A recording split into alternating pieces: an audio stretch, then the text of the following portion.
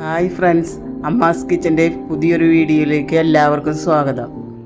ചെറുപഴം റവയും വെച്ചിട്ട് ആവിയിൽ എളുപ്പത്തിൽ തയ്യാറാക്കാവുന്ന ഒരു പലഹാരം നമുക്ക് കാണാം. ഇതിനു വേണ്ടി ഒരു 5 ചെറുപഴം നമുക്ക് തൊലി കളഞ്ഞെടുക്കാം. ഇത് നമുക്ക് ഒരു ഫോർക്ക് വെച്ച് നന്നായി ഉടച്ചെടുക്കാം. നിങ്ങൾക്ക് വേണമെങ്കിൽ കൈ കൊണ്ടായാലും ഇത് ഉടച്ചെടുക്കാം.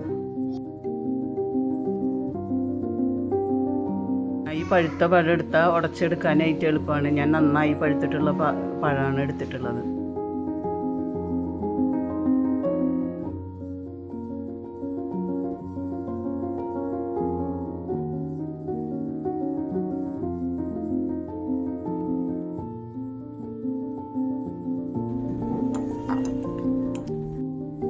ഞാനിപ്പോൾ ഇത് പാളയംകുടം പഴമാണ് എടുത്തിട്ടുള്ളത്. എൻ്റെ കയ്യിൽ ചെറിയ പഴമായിരുന്നു, അതുകൊണ്ടാണ് 5 എടുത്തത്. നിങ്ങൾ വലിയ പഴമാണെങ്കിൽ 3 എടുത്താലും മതി. ഇപ്പോൾ ഇത് നന്നായി ഉടഞ്ഞു വന്നിട്ടുണ്ട്. ഇനി നമുക്കൊരു കടായി അടുപ്പിൽ വെച്ചതിന് ശേഷം അതിലേക്ക് 2 സ്പൂൺ നെയ്യ് ഒഴിച്ച് കൊടുക്കാം. അതിന് ശേഷം നമ്മൾ ഉടച്ച് മാറ്റി വെച്ച പഴം ഇട്ട് കൊടുക്കാം.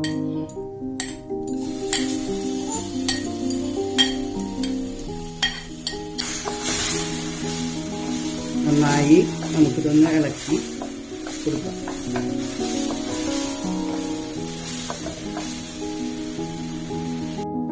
ഇതിലേക്ക് 1 സ്പൂൺ ഏലക്കായ പൊടി ഇട്ട് കൊടുക്കാം.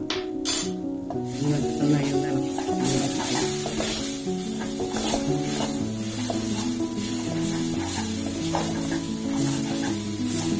അപ്പം നമ്മുടെ പഴം കൂട്ട് ശരിയായിട്ടുണ്ട്. ഇതിലേക്ക് നമുക്കൊരു കപ്പ് റവ ചേർത്ത് കൊടുക്കാം.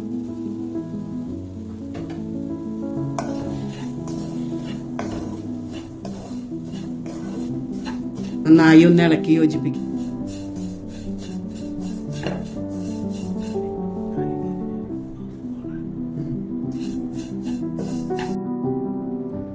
ഇതിലേക്ക് കുറച്ച് നാളികേരം ഇട്ട് കൊടുക്കാം.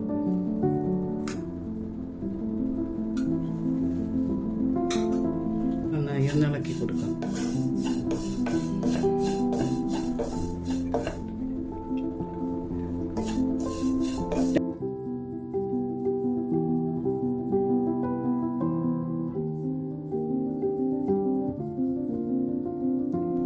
ഇപ്പോൾ നമ്മൾ ഇതിലേക്ക് ചേർത്തിട്ടുള്ള റവയും നാളികേരം ഒന്ന് മൂത്ത് വന്നിട്ടുണ്ട്.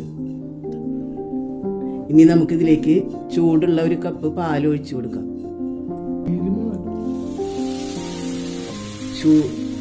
വെള്ളം ഒഴിക്കാതെ തിളപ്പിച്ച പാലാണ്, അത് ചൂട്ടോടെ നമുക്ക് ഒഴിച്ചു കൊടുക്കാം.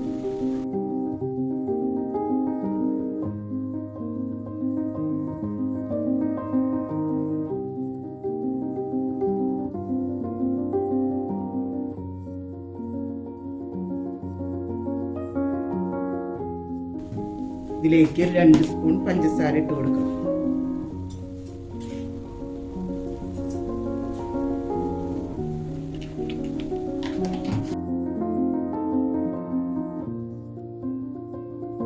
പഴത്തിന് മധുരമുള്ളതായ കാരണം അധികം മധുരം ചേർക്കണ്ട. നിങ്ങൾക്ക് മധുരം കൂടുതൽ വേണമെങ്കിൽ കുറച്ച് കൂടുതൽ ചേർക്കാം.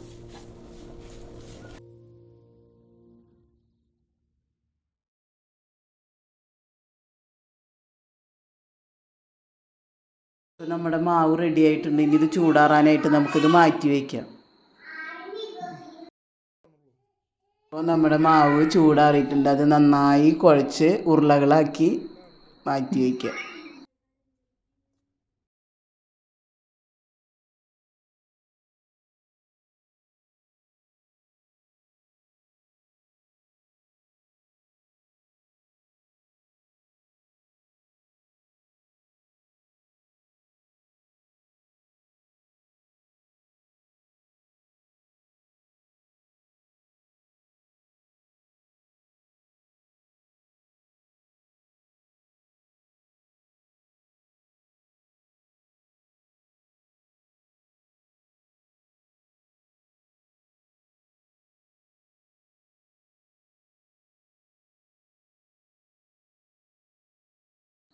നമ്മുടെ മാവെല്ലാം ഇപ്പോൾ ഉരുളകളാക്കി മാറ്റി വെച്ചിട്ടുണ്ട്.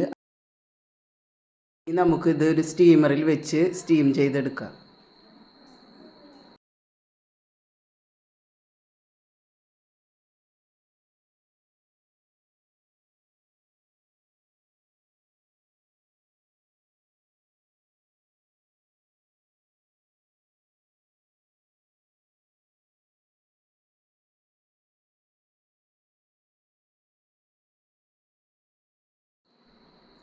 ഇപ്പോഴും നമ്മുടെ പലഹാരം റെഡി ആയിട്ടുണ്ട്. അത് നമുക്കൊന്ന് തുറന്ന് നോക്കാം. നമുക്കിതൊന്ന് ഗാർണിഷ് ചെയ്യുന്നതിന് വേണ്ടിയിട്ട് ഞാനിതൊരു നാളികേരത്തിൽ കോട്ട് ചെയ്ത് കൊടുക്കുന്നുണ്ട്.